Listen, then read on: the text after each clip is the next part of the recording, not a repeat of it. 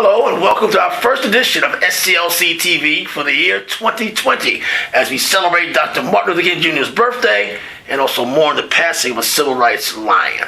Dr. Steele, it's January, Martin Luther King Jr.'s birthday, as we celebrate the man who helped found this organization.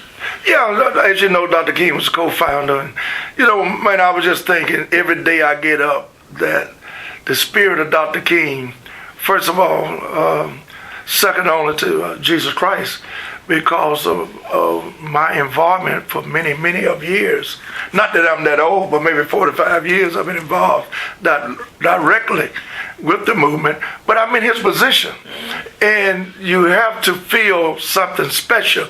And for being here for the number of years that I've been here, which soon will be over 13 years, that's a long time to understand the historicity of what we are doing and to feel the spirit of Dr. King. Does Dr. King still matter? We talk about him in many instances, but does his movement, his civil rights activity still matter in America today, you think? It still matters. As you know, I travel, get invitations from throughout the world.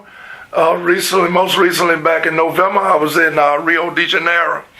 And all the people are talking about is Charles teach us that Kenyan philosophy. Because not only here in America, what we see, you can multiply that 1,000 times with the problems we have in America in comparison to what's going on around the world.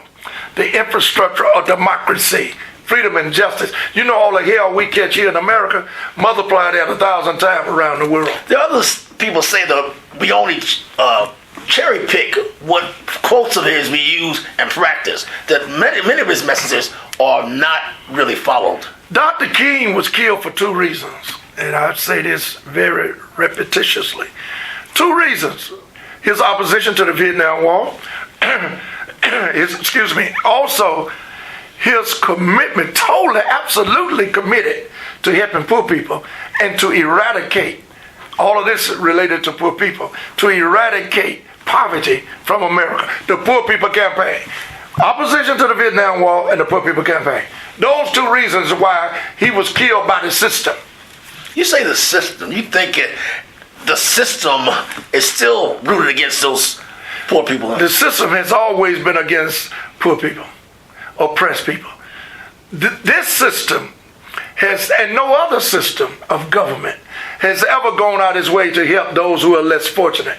And until we realize that, we'll never be blessed and be helped by doing so, because God does not like a proud, hypocritical person.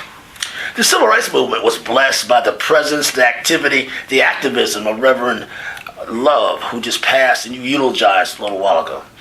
Reverend Albert E. Love, I eulogize him every day. That was my man. When the newspaper, local paper called Atlanta Journal-Constitution, asked me to say something, I said, that's my man. He will always be in my spirit, because when I came to Atlanta and when I resigned my state Senate seat in Alabama, the first person I called was Reverend Albert E. Love. I asked him, would he be my special assistant once I get here? And he said, you ain't left yet? That meant that he was going to be there with me. And what's so special about Reverend Albert E. Love and his legacy is his loyalty. And that's what you don't find in many people. He was totally loyal to the leadership that I stood for in terms of being the president and CEO of the Southern Christian Leadership Conference. But he was also very active in voting. They called him Mr. Vote. Voting was his thing. He always looked at me and he said, Mr. President, all civil rights and politics happen to be local. He believed in that.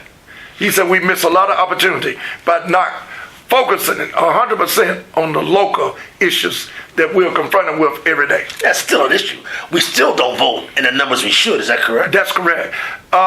You're talking about suppression of the vote. You're taking me somewhere else now. And people have gotten disenchanted, even more so now than ever before. That's why we got to stir it up.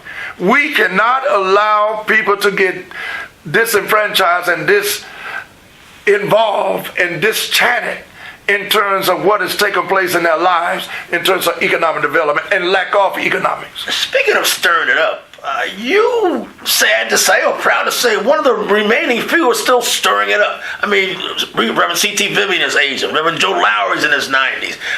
We're losing others. You're kind of on a vigil, a movement by yourself almost, are you not? I thank God every day, Maynard, for giving me the stimulus, the all within of being focused, still motivating people.